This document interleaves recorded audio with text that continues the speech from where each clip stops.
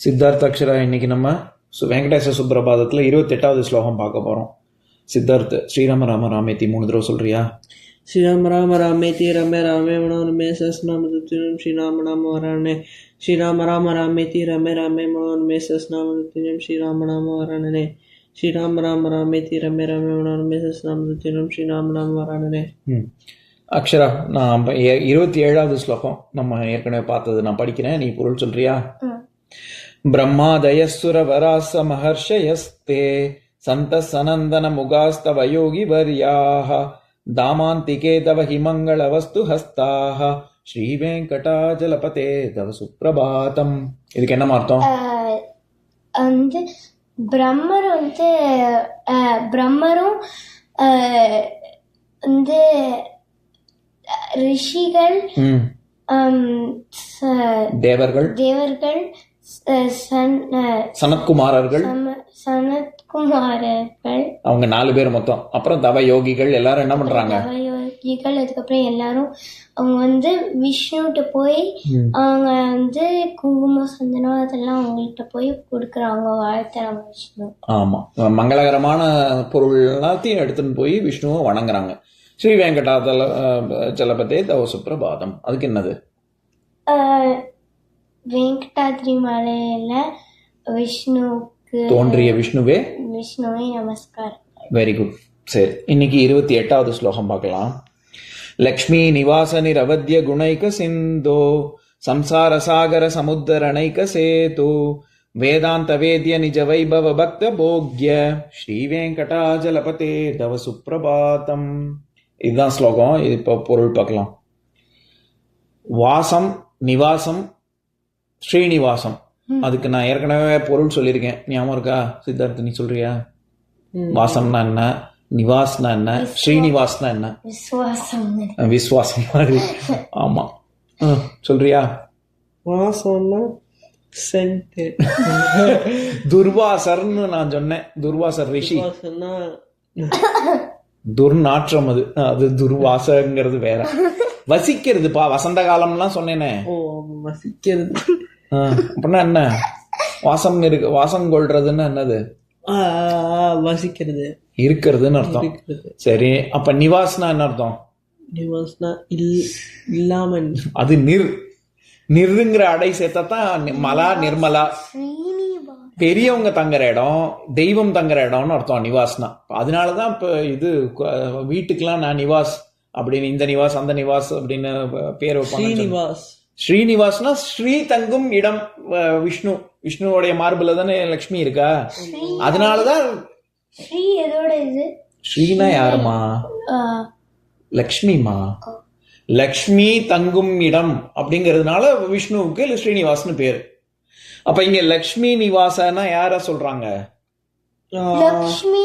லக்ஷ்மி, ஸ்ரீனிவாஸ். லக்ஷ்மி நிவாஸ், ஸ்ரீனிவாஸ் எல்லாம் ஒண்ணுதான். ஆமா, லக்ஷ்மி தங்கும் உறைவிடமான விஷ்ணுவே அப்படின்னு சொல்றாங்க. நிரவத்ய குணைக்க சிந்தோ. அவத்ய அப்படின்னா ரொம்ப ஒரு தப்பு, அதாவது ஒரு பிளேம்னு அர்த்தம். இங்கிலீஷ்ல பிளேம், அதாவது ஏதாவது யாராவது நம்மளை திட்டிடுவாங்களோ அப்படி திட்டுறதுன்னு அர்த்தம். அவதின்னு பண்ணாதரா அப்படின்னு நம்ம சொல்லுவோம், கேள்விப்பட்டிருக்கியா? அவதின்னு பண்ணாதன்னா யாராவது ஏதாவது நம்மளை சொல்லிடுவாங்களோ, சீக்கிரம் முடிச்சிருவோம் அப்படின்னு சொல்லி பண்றதுதான் அவதின்னு பண்றது. அதனால இங்க அவத்ய, ஆமா, பயத்துல யாராவது ஏதாவது சொல்லிடுவாங்களோங்கிற பயத்துல பண்றது. நிரவத்ய இந்த இடத்துலதான் வருது பாரு. அமலா, இது மலா, நிர்மலாங்கிற மாதிரி. அப்ப நிரவத்யானா என்ன அர்த்தம்? யாரும் குறை சொல்ல முடியாத அப்படின்னு அர்த்தம்.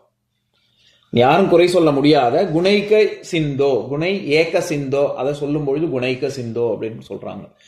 யாராலையும் குற்றம் குறையெல்லாம் சொல்ல முடியாத குணங்கள் பொருந்திய விஷ்ணுவே. அது எப்பேற்பட்ட குணம்? கடல் அளவு குணம் அப்படின்னு சொல்றாங்க. ஏக சிந்தோ, நீ ஒரே கருணை கடலே அப்படின்னு, குணக்கடலே அப்படின்னு சொல்றதுதான் குணைக்க சிந்தோ. சிந்துன்னா கடல்னு, சமுத்திரம்னு அர்த்தம். சரியா?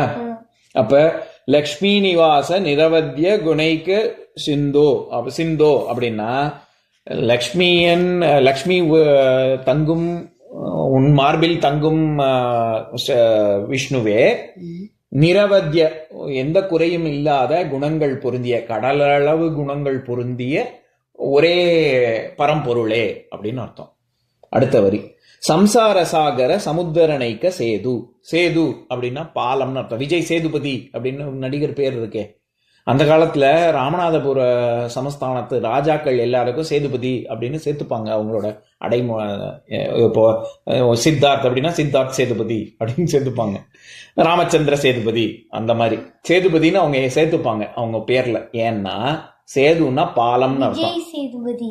ஆமா, சேதுன்னா பாலம்னு அர்த்தம். பதினா தலைவன் அர்த்தம். காக்கக்கூடிய ஆள்னு அர்த்தம். பாலத்தின் காவலன் அப்படின்னு அர்த்தம். எந்த பாலத்தை சொல்றாங்க? ராமர் கட்டின பாலம். ராமர் கட்டின பாலத்தின் பாதுகாவலன். ராமநாதபுரத்துக்கு தான் அந்த பாலம் சொந்தமாக இருந்தது. ஸ்ரீலங்காக்கு போகக்கூடிய கப்பல் போக்குவரத்து இருக்குல்ல, அதுக்கு அத்தாரிட்டி வந்து ராமநாதபுர சமஸ்தானம் தான் ஒரு காலத்துல இருந்தது. அதுக்கப்புறமா அது ஸ்ரீலங்காக்கு போச்சு, அப்படி மாறி மாறி போச்சு. சரியா? அதனால சேது அப்படின்னா பாலம். ஏக சேது ஒரே பாலமாக ஏகன்னா ஒண்ணு, ஒரே பாலமா. ஏக சிந்தோ மாதிரி ஏக சேது ஒரே பாலமாக இருக்கு. எதுக்கு பாலமாக இருக்கு? சம்சார சாகர சமுத்திரனைக்க அப்படின்னா, சம்சார சாகரம், சம்சாரம்னா ஒய்ஃப், அந்த என் சம்சாரம் அந்த அந்த அர்த்தம் இல்ல. சம்சாரம்னா இந்த சம்சார சாகரம், சாகரம்னா கடல்னு அர்த்தம். பிறந்து இறந்து பிறந்து இறந்து இந்த சுழற்சி இருக்குல்ல, இந்த சைக்கிள், இதுக்கு பேரு சம்சாரம். சரியா? அவங்க என்ன சொல்றாங்க, இந்த பிறந்து இறந்து இந்த சைக்கிள்லயே மாட்டின்றீங்க. இதுல இருந்து தப்பிக்கிறதுக்கு, இதுல இருந்து வெளியில வர்றதுக்கு, உத்தரணைக்க அப்படின்னா வெளியில வர்றதுக்கு அப்படின்னு அர்த்தம். இதுல இருந்து மீண்டு வர்றதுக்கு பாலமாக இருக்கக்கூடிய ஒரே ஆள் நீதான் அப்படின்னு சொல்றாங்க. விஷ்ணுவை வேண்டினாதான் முக்தி கிடைக்கும் அப்படின்னு சொல்றாங்க. விஷ்ணு மட்டுமா?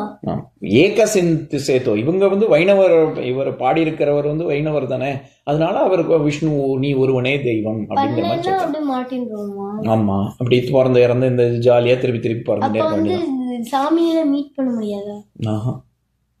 சாமியை நம்ம கனவுல வேணா மீட் பண்ணலாம், நேரா போய் மீட் இல்ல வந்து நம்ம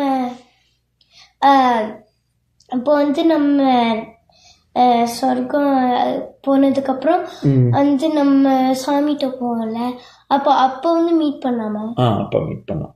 மீட் பண்ணி ஆனா திரும்பி பிறக்கணும். நம்ம ஏதாவது நம்ம தப்பு பண்ணிருந்தோம்னா ரொம்ப நல்லது பண்ணா வந்து நம்ம சத்தியலோகத்துக்கு போலாம். இல்ல அவங்க கூடயே இருக்கலாம். ஆமா, அவங்க கூடயே இருக்கலாம். அதைத்தான் இவங்க சொல்றாங்க. இதுல இருந்து தப்பிக்கிறதுக்கு பாலமாக இருப்பவன் நீதான் அப்படின்னு சொல்றாங்க. சரியா? இதுல தப்பிக்கிறதுக்கு தான் ஐடியா. ஓகே. வேதாந்த வேத்ய நிஜ வைபவ பக்த போக்ய. போகம் அப்படின்னா ரொம்ப சந்தோஷம், போகி அப்படின்னு ரொம்ப சந்தோஷப்படக்கூடிய ஆள் அப்படின்னு அர்த்தம். பக்த போகி, பக்தர்கள்லாம் ரொம்ப சந்தோஷமாக இருக்காங்க. பக்த போக்ய என்ன, எதை நினைச்சு சந்தோஷமா இருக்காங்க? வைபவம், நிஜ வைபவ அப்படின்னா உன்னுடைய பெருமைகள், உன்னுடைய சாகசங்கள், நீ எப்படிலாம் மக்களை காப்பாத்துற அப்படிங்கிறத நினைச்சு அவங்க சந்தோஷப்படுறாங்க. வேதாந்த வேத்ய, யாரு சந்தோஷப்படுறாங்க? வேதத்தெல்லாம் ஒழுங்கா படிச்சவங்க. வேதாந்த வேத்ய அப்படின்னா அவர்கள் அந்த வேதத்துல சொல்லப்பட்டிருக்கிற உன்னைய அதை புரிஞ்சுட்டவங்கன்னு அர்த்தம். எதுக்கு ரொம்ப சந்தோஷமா இருக்காங்க? இந்த வேதத்தின் மூலமாக விஷ்ணுவுடைய பெருமைகள்லாம் அவங்களுக்கு தெரியுது. சரியா? அவர் எப்படி காப்பாத்தினாரு மக்களுக்கு, அவர் எப்படி காக்கும் கடவுள் தானே விஷ்ணு, அவர் எப்படி எல்லாரையும் காப்பாத்துறாரு அப்படிங்கறத அந்த பெருமைகள்லாம் பார்க்கும் பொழுது அவங்களுக்கு ரொம்ப சந்தோஷமா இருக்கு. நம்மளை காப்பாத்திடுவார் விஷ்ணு அப்படின்னு அவங்க எல்லாம் நம்புறாங்க அப்படின்னு சொல்றாரு. சரியா? 4வது ஸ்ரீ வெங்கடாஜலபதே தவ சுப்ரபாதம். வெங்கடாதிரி மலையில் தோன்றியுள்ள விஷ்ணுவே உனக்கு என் நமஸ்காரங்கள். சரி, இப்ப நான் பாட்டப்படி இது ஸ்லோகத்தை சொல்றேன், என் கூட சேர்ந்து சொல்றீங்களா?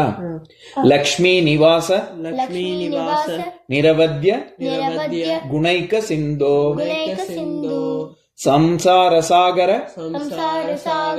சமுத்திரனைக சேது